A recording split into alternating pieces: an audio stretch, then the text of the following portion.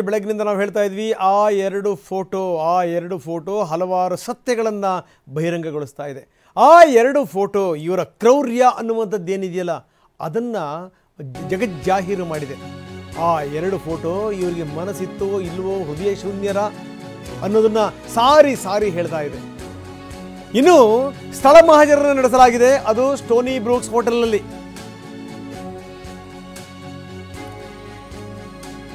ಮಹಾಜರ್ ಫೋಟೋವನ್ನು ಟಿವಿನೇ ತೋರಿಸ್ತಾ ಇದೆ.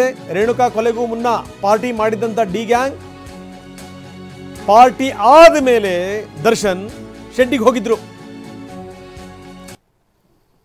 ಇದು ಪಾರ್ಟಿಯ ಫೋಟೋ. ಎಲ್ಲ ದೊಡ್ಡ ದೊಡ್ಡವರೇ ಕೂತ್ಕೊಂಡಿದ್ದಾರೆ ಎಲ್ಲರೂ. ಸ್ಟೋನಿ ಬ್ರೂಕ್ ಪಬ್ ಇದು. ನಾಗ, ದರ್ಶನ್ ಈ ಕಡೆ ರೈಟ್ ಸೈಡಲ್ಲಿದ್ದಾರೆ, ಚಿಕ್ಕಣ್ಣ, ಪ್ರದೋಷ್.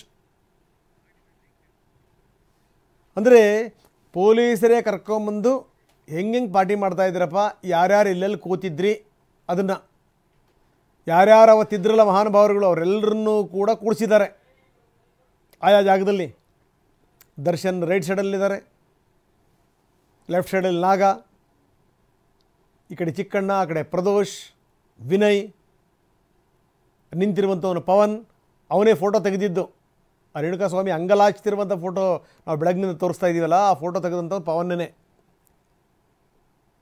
ಅದರ ವಿವರಗಳನ್ನು ನಾವು ತೋರಿಸ್ತಾ ಇದ್ದೀವಿ, ಒಬ್ಬೊಬ್ಬರನ್ನೇ ಒಂದಷ್ಟು ಹೈಲೈಟ್ ಮಾಡಿ ತೋರಿಸ್ತಾ ಇದ್ದೀವಿ. ದರ್ಶನ್ ಪಕ್ಕದಲ್ಲಿ ಚಿಕ್ಕಣ್ಣ, A3 ಪವನ್, ಇವನು ಮೊಬೈಲ್ನಲ್ಲೇ ಫೋಟೋ ಸಿಕ್ಕಿರೋದು.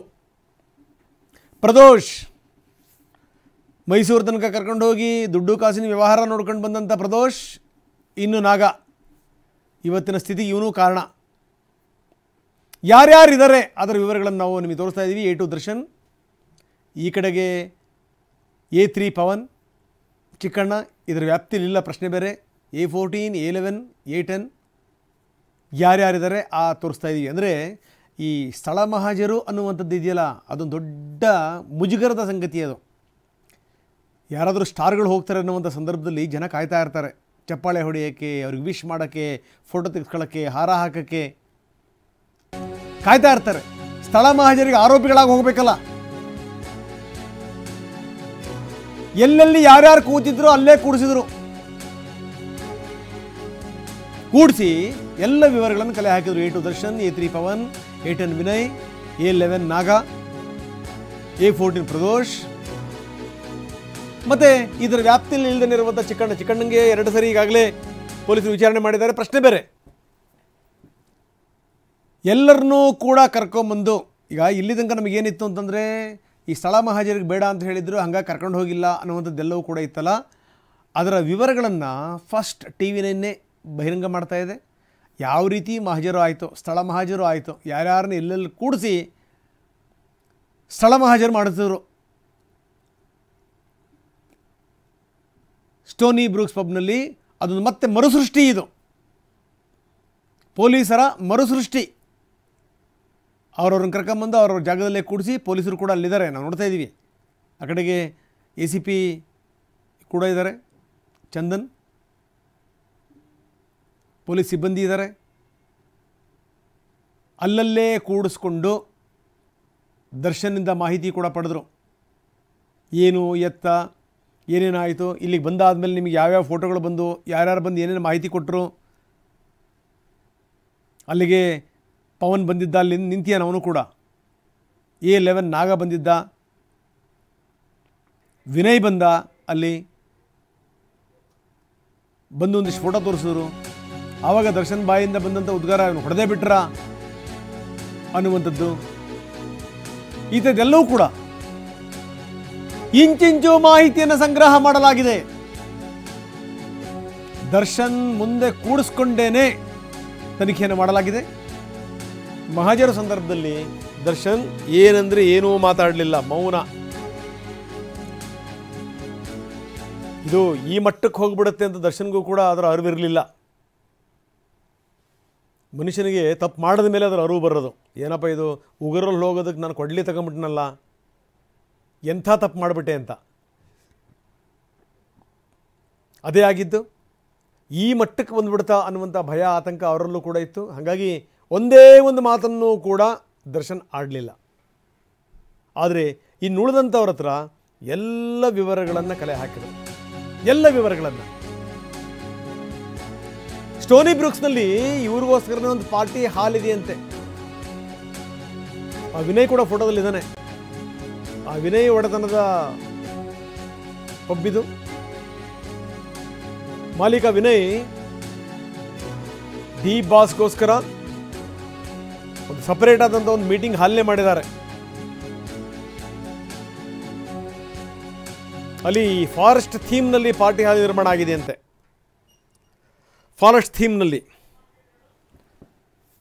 ನೋಡಿ, ಇದು ಸಂಗತಿ. ಸ್ಟೋನಿ ಬ್ರೂಕ್ಸ್ ಪಬ್ನಲ್ಲಿ ಯಾವ ರೀತಿ ಹಾಜರಾಯಿತು ಅದರ ವಿವರಗಳನ್ನು ನಾವು ನಿಮಗೆ ತೋರಿಸ್ತಾ ಇದ್ದೀವಿ. ಇನ್ನು ಸ್ಕ್ರೀನ್ನ ಎಡಭಾಗದಲ್ಲಿ ನೀವು ನೋಡ್ತಾ ಇದ್ದೀರಿ, ಈ ಫೋಟೋ ಇದೆಯಲ್ಲ, ಈ ಫೋಟೋ ಈ ಎಂಥವ್ರದ್ದಾದರೂ ಮನಸ್ಸು ಕರಗಿ ಬಿಡಬೇಕು. ಅಲ್ಲಿ ರೇಣುಕಾಸ್ವಾಮಿ ಏನು ಮಾಡ್ದ, ಏನು ಬಿಟ್ಟ, ಅದೆಲ್ಲದು ಪ್ರಶ್ನೆ ಬೇರೆ. ಅದಕ್ಕೊಂದು ವ್ಯವಸ್ಥೆ ಅಂತ ಇದೆ. ಕರ್ಕೊಂಬಂದು ಶಿಕ್ಷೆ ಕೊಡುವಂಥವ್ರು ಇವರಲ್ಲ. ಶಿಕ್ಷೆ ಕೊಡುವಂಥ ಹಕ್ಕನ್ನು ಇವ್ರು ಯಾರೂ ಕೊಟ್ಟಿಲ್ಲ. ಅವನ ಮೈ ಕೈಗೆ ಗಾಯಗಳಾಗಿವೆ. ಆ ವ್ಯಕ್ತಿ ಇರೋದು ನೋಡಿ, ಅವನು ಮೊದಲೇ ಸೊಣಕ್ಲ. ಅವನ ದೇಹ ನೋಡಿದ್ರೆ ಗೊತ್ತಾಗುತ್ತೆ. 4 ಏಟಿಗೆ ತಡೆಯೋಕ್ಕಾಗಲ್ಲ ಅಂತ ಅವ್ನು ನೋಡಿದ್ರೆ ಗೊತ್ತಾಗುತ್ತೆ. ಅಂಥವನ್ನ ಇವರೆಲ್ಲರೂ ಸೇರ್ಕೊಂಡು ಬಿಡ್ತಿದ್ದಾರೆ. ಬನ್ನಿ, ನಮ್ಮ ಪ್ರತಿನಿಧಿ ಪ್ರಜ್ವಲ್ ಈಗ ನಮ್ಮೊಂದಿಗೆ ನೇರ ಸಂಪರ್ಕದಲ್ಲಿದ್ದಾರೆ. ಪ್ರಜ್ವಲ್, ನಾವು ಎರಡೆರಡು ಸಂಗತಿಗಳನ್ನು ನಾವು ಇವತ್ತು ತೋರಿಸ್ತಾ ಇದ್ದೀವಿ. ಏನು ಅಂದರೆ, ಪಬ್ನಲ್ಲಿ ಯಾವ ರೀತಿ ಸ್ಥಳ ಮಹಾಜರನ್ನು ಮಾಡಲಾಯಿತು, ಪೊಲೀಸರು ಹೆಂಗೆ ಇಡೀ ಸೀನನ್ನು ರೀಕ್ರಿಯೇಟ್ ಮಾಡಿದ್ರು ಅನ್ನುವಂಥದ್ದು, ಯಾರ್ಯಾರು ಎಲ್ಲೆಲ್ಲಿ ಕೂತಿದ್ರು ಅವ್ರನ್ನ ಕರ್ಕೊಂಬಂದು ಅಲ್ಲಲ್ಲೇ ಕೂಡಿಸಿ ಅಲ್ಲಿನ ಘಟನಾವಳಿಗಳು ಏನೇನಿದೆ ಆದರೆ ಇಂಚಿಂಚು ಕೂಡ ಮಾಹಿತಿಯನ್ನು ಪಡೆದಿದ್ದು. ಮಿನಿಟ್ ಟು ಮಿನಿಟ್ ಅಲ್ಲಿ ಏನೇನಾಯಿತು ಅದೆಲ್ಲ ವಿವರಗಳನ್ನು ಪಡೆದಿರುವಂಥದ್ದು ಒಂದು ಕಡೆಗೆ. ಇನ್ನೊಂದು ಕಡೆಗೆ ಏನು ಅಂತಂದರೆ, ಅಲ್ಲಿ ದರ್ಶನಿಗೆ ಅಂತಲೇ ಒಂದು ಸಪ್ರೇಟ್ ಒಂದು ವ್ಯವಸ್ಥೆ ಇದೆ. ಅದಕ್ಕೋಸ್ಕರ ಏನು ಅಂದರೆ, ಈ ಫಾರೆಸ್ಟ್ ಥೀಮ್ನಲ್ಲೇ ಅವ್ರಿಗೊಂದು ಹಾಲನ್ನು ಕೂಡ ಮಾಡಿರೋದು. ಅಲ್ಲಿ ಇವರೆಲ್ಲ ಸೇರಿಕೊಂಡು ಪಾರ್ಟಿ ಮಾಡ್ತಿರುವಂಥ ದೃಶ್ಯಾವಳಿಗಳು. ಬೆಳಗ್ಗೆ 2 ಫೋಟೋಗಳು ಬಿಡುಗಡೆ ಆಯಿತು. ಬಿಡುಗಡೆ ಆದಮೇಲೆ ಈಗ ಈ ಫೋಟೋ ಕೂಡ ಹೊರಗಡೆ ಬಂದಿದೆ. ಅಂದರೆ ಇಡೀ ಸಂಗತಿಯನ್ನು ರೀಕ್ರಿಯೇಟ್ ಮಾಡಿರುವಂಥ ಫೋಟೋ ಇದು. ಏನಂತೀರಿ? 100% ರಘುನಾಥ್, ಅದ್ರಲ್ಲಿ ಯಾವುದೇ ಡೌಟ್ ಇಲ್ಲ. ಆರೋಪಿಗಳು ಪಾರ್ಟಿಗೂ ಮೊದಲು ಅಂದ್ರೆ ಕೊಲೆಗೂ ಮೊದಲು ಇವರೊಂದು ಪಾರ್ಟಿ ಮಾಡ್ತಾರೆ ಅಂತ ಹೇಳಿ ತನಿಖೆ ವೇಳೆಯಲ್ಲಿ ಏನು ಗೊತ್ತಾಗಿತ್ತು, ಇವರು ಸ್ಟಾರ್ಟಿಂಗ್ ಪಾಯಿಂಟ್ ಪಾಟಣ್ಗೆರೆ ಶೆಡ್ಡಿಗೆ ಹೋಗೋಕ್ಕಿಂತ ಮೊದಲು ಸ್ಟಾರ್ಟಿಂಗ್ ಪಾಯಿಂಟ್ ಇದ್ದಿದ್ದೆ RR ನಗರದ ಸ್ಟೋನಿ ಬ್ರೂಕ್ ರೆಸ್ಟೋರೆಂಟ್ ಆಗಿತ್ತು. ಹೀಗಾಗಿನೇ ಪೊಲೀಸ್ ಅಧಿಕಾರಿಗಳು ಅವರೆಲ್ಲರನ್ನ ಬಂಧನ ಮಾಡಿದ ಮೇಲೆ ಅವರನ್ನ ಅದೇ ಒಂದು ರೆಸ್ಟೋರೆಂಟ್ಗೆ ಕರ್ಕೊಂಡು ಹೋಗಿ ಯಾವ ಹಾಲ್ನಲ್ಲಿ ಕೂತಿದ್ರು, ಒಂದು ಫಾರೆಸ್ಟ್ ಥೀಮಿನ ಒಂದು ಪಾರ್ಟಿ ಹಾಲನ್ನು ಮಾಡಿದ್ರು. ಆ ಹಾಲ್ನಲ್ಲಿ ದರ್ಶನ್ ಬಂದಾಗ ಯಾವಾಗಲೂ ಸಹಿತ ದರ್ಶನ್ ಅಲ್ಲೇನೆ ಕೂರ್ತಿದ್ರು. ಬಾಕಿ ಅಂತ ಆಯ್ದ ಕೆಲ ವ್ಯಕ್ತಿಗಳಿಗೆ ಮಾತ್ರ ಆ ಒಂದು ಹಾಲಿಗೆ ಅಲ್ಲಿ ಪಾರ್ಟಿ ಮಾಡಲಿಕ್ಕೆ, ಅಲ್ಲಿ ಒಂದು ಊಟದ ವ್ಯವಸ್ಥೆಯನ್ನು ಮಾಡಲಿಕ್ಕೆ, ಎಂಜಾಯ್ ಮಾಡಲಿಕ್ಕೆ ಅವಕಾಶವನ್ನ ಮಾಲೀಕ ವಿನಯ್ ಕೊಡ್ತಿದ್ದ. ಮತ್ತೆ ಅದನ್ನ ಒಂದು ಮಾರ್ಕೆಟಿಂಗ್ ಸ್ಟ್ರಾಟಜಿಯಾಗಿ ಸಹಿತ ವಿನಯ್ ಬಳಸ್ಕೊಳ್ತಿದ್ದ. ಇದು ಒಂದ್ ಕಡೆ ಆದ್ರೆ, ಮತ್ತೆ ಪೊಲೀಸ್ ಅಧಿಕಾರಿಗಳು ಅರೆಸ್ಟ್ ಮಾಡಿದಂತ ನಂತರದಲ್ಲಿ CCTVಗಳನ್ನ ಪರಿಶೀಲನೆಯನ್ನ ಮಾಡ್ತಾರೆ. ಇಲ್ಲಿ ಒಂದು ವಿಷಯವನ್ನ ಗಮನದಲ್ಲಿ ಇಟ್ಕೋಬೇಕು. ಈ ಪಾರ್ಟಿ ನಡೆದಂತ ಹಾಲ್ ಇದೆಯಲ್ಲ, ಈಗ ಏನು ಡಿ ಬಾಸ್ ಫಾರೆಸ್ಟ್ ಥೀಮ್ ಅಂತ ಹೇಳಿ ಇವ್ರು ಏನ್ ಮಾಡ್ಕೊಂಡಿದಾರಲ್ಲ, ಈ ಹಾಲ್ಗೆ CCTV ಕ್ಯಾಮ್ರಾ ಆನ್ ಆಗಿರೋದಿಲ್ಲ. ಯಾವಾಗ ದರ್ಶನ್ ಬಂದಾಗ್ಲಿಂದ ಆನ್ ಆಗಿರೋದಿಲ್ಲ. ಮತ್ತೆ ದರ್ಶನ್ ಈ ಹಿಂದೆ ಯಾವಾಗೆಲ್ಲ ಬಂದು ಅಲ್ಲಿ ಕೂತು ಕುಡಿದು ಪಾರ್ಟಿ ಮಾಡ್ತಾನೋ ಅದು ಯಾವುದನ್ನು ಸಹಿತ ಇಲ್ಲಿ CCTVಯಲ್ಲಿ ರೆಕಾರ್ಡ್ ಮಾಡೋದಿಲ್ಲ. ಇದು ಮಾಲೀಕ ವಿನಯ್ನ ಒಂದು ತೀರ್ಮಾನ. ಅದನ್ನ ಹೊರತುಪಡಿಸಿದ್ರೆ ಇಡೀ ರೆಸ್ಟೋರೆಂಟಿನ CCTV ಸಿಗ್ತದೆ.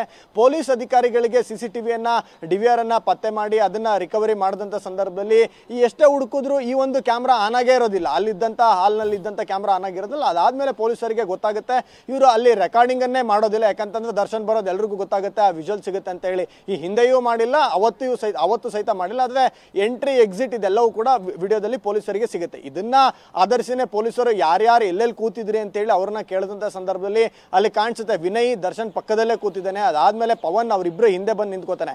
ಪವನ್ ಯಾವ ಸಂದರ್ಭದಲ್ಲಿ ನಿಂತ್ಕೋತಾನೆ ಅಂತ ಅಂದ್ರೆ, ಅದಾಗ್ಲೇ ಸುಮಾರು 12 ಗಂಟೆ ಸುಮಾರಿಂದ ಅಲ್ಲಿ ಪಾರ್ಟಿ ಶುರುವಾಗಿರುತ್ತೆ.